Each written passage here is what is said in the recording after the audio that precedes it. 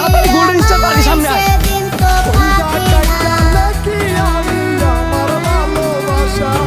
Sir ওই যে ওই গাড়িটা ওই। হ্যাঁ দাঁড়া, হ্যাঁ গাড়ি থেকে নাম। ম্যাডাম, আমাকে আপনার পার্সোনাল লয়ার রেখে কিলাম